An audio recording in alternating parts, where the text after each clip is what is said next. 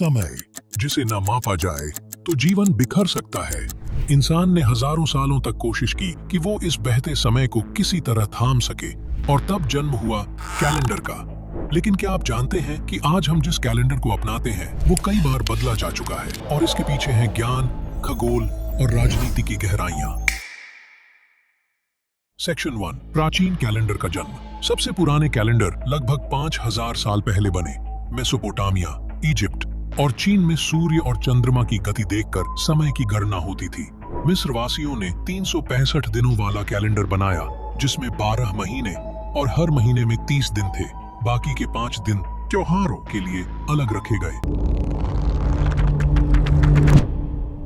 हमारा कैलेंडर होना चाहिए था 13 महीनों का, लेकिन है सिर्फ 12 महीने का ही। ईयर 1582 का ये कैलेंडर देखो, इसके अंदर 4 तारीख के बाद डायरेक्ट 15 तारीख आती है। उस टाइम पे इस कैलेंडर के साथ छेड़छाड़ हुई थी। और जो ये 12 महीने वाला कैलेंडर है, इसे किसने बनाया था? इसको बनाया था जूलियस सीजर ने। और ये 1582 में जिसने उस कैलेंडर के साथ छेड़छाड़ की थी, वो और कोई नहीं, पोप ग्रेगरी द 13 थे, जिन्होंने ग्रेगोरियन 13th कैलेंडर लॉन्च किया था, जिसे हम आज तक यूज करते हैं। और ये जो जुलाई और अगस्त हैं, ये और कोई नहीं बल्कि जूलियस और ऑगस्टस सीजर के नाम पर इनके नाम रखे गए थे। अब यहाँ सवाल ये आता है कि ये 13 महीनों वाला कैलेंडर ज्यादा बेटर था क्या?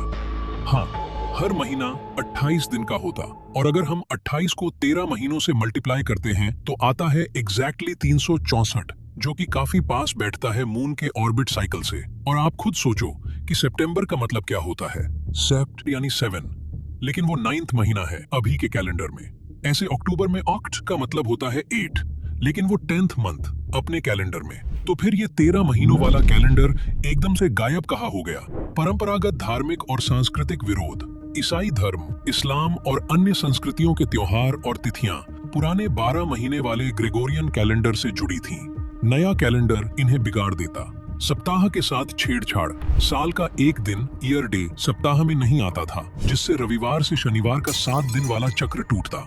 सरकारी और अंतर्राष्ट्रीय स्तर पर अस्वीकृति, कोई बड़ा देश या यूनाइटेड नेशंस इसको अपनाने को राजी नहीं हुआ।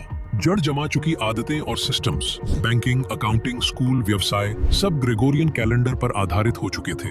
13 महीने वाला कैलेंडर एक बेहद व्यवस्थित और तार्किक विचार था, लेकिन मानव समाज की धार्मिक, पारंपरिक और सामाजिक संरचना ने इसे अपनाने से इनकार कर दिया। इसीलिए ये गायब नहीं हुआ, बल्कि कभी पूरी तरह आया ही नहीं। सेक्शन 2, जूलियन कैलेंडर की शुरुआत। 45 ईसा पूर्व में रोम के सम्राट जूलियस सीजर ने जूलियन कैलेंडर शुरू किया। इसमें 365 दिन माने गए और हर चौथे साल लीप ईयर रखा गया। लेकिन इस गणना में साल की वास्तविक लंबाई से हर साल 11 मिनट का फर्क आता था, जो हर 128 साल में लगभग 1 दिन की गड़बड़ी कर देता था। Section 3, Gregorian calendar. 1582 का सुधार। 1582 में पोप ग्रेगोरी 13 ने इस त्रुटि को ठीक करने के लिए ग्रेगोरियन कैलेंडर लागू किया। बदलाव क्या थे? हर 4 साल में लीप ईयर तो होगा, लेकिन जो वर्ष 100 से विभाजित होंगे, जैसे 1700, 1800, वे लीप ईयर नहीं होंगे। लेकिन जो 400 से विभाजित होंगे, जैसे 1600, 2000, वे लीप ईयर होंगे। इस सुधार के कारण 1582 में 4 अक्टूबर के बाद सीधे 15 अक्टूबर कर दिया गया, यानी 10 दिन कैलेंडर से हटा दिए गए। ये कैलेंडर आज भी अधिकांश देशों द्वारा प्रयोग में लाया जा रहा है और इसे अंतर्राष्ट्रीय मानक कैलेंडर माना जाता है। सेक्शन 4, भारतीय कैलेंडर की वैज्ञानिक परंपरा। भारत में समय की गणना केवल गणित नहीं, एक आध्यात्मिक और खगोलीय विज्ञान रही है। वैदिक काल से ही भारत में सूर्य और चंद्रमा दोनों पर आधारित लूनी सोलर कैलेंडर का प्रयोग होता रहा है। पंचांग, गणित शास्त्र और ज्योतिष के अनुसार हर दिन, तिथि, नक्षत्र, योग और करण निर्धारित होते हैं। भारत के प्रमुख कैलेंडर।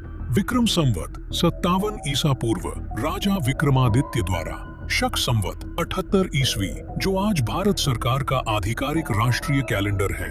हिजरी कैलेंडर, जो इस्लामिक धर्मानुयायियों द्वारा प्रयोग होता है, पूर्णतः चंद्रमा पर आधारित होता है। एक रोचक बात, भारतीय पंचांग की गणनाएं इतनी सटीक थीं कि आर्यभट्ट और भास्कराचार्य जैसे खगोल शास्त्रियों ने हजारों साल पहले ग्रहण, दिन की लंबाई और नक्षत्रों की स्थिति तक भविष्यवाणी की थी। सेक्शन 5, कैलेंडर में समय समय पर हुए बदलाव। समय और समाज की जरूरतों के अनुसार कैलेंडर में कई बार परिवर्तन किए गए। रोमन कैलेंडर में कभी साल की शुरुआत मार्च से होती थी। इंग्लैंड ने 1752 में ग्रेगोरियन कैलेंडर अपनाते समय 2 से 14 सितंबर की तारीखें पूरी तरह हटा दी। फ्रांस में फ्रेंच रिवॉल्यूशन के दौरान एक अलग रिपब्लिकन कैलेंडर अपनाया गया था। हर सभ्यता ने अपने समय के अनुसार कैलेंडर बदला ताकि कृषि, धार्मिक आयोजन और प्रशासनिक निर्णय सही समय पर लिए जा सकें। कंक्लूजन: कैलेंडर केवल दिन और तारीखों का संग्रह नहीं है, बल्कि यह हमारे इतिहास, ज्ञान, खगोल और संस्कृति का प्रतिबिंब है। हर तारीख एक कहानी कहती है, कभी वैज्ञानिकों की खोज, कभी राजाओं का आदेश और कभी संस्कृति की छाप। अगली बार जब आप कैलेंडर पलटें, तो याद रखिए, आप सिर्फ तारीख नहीं बदल रहे, आप इतिहास की एक नई परत को छू रहे हैं।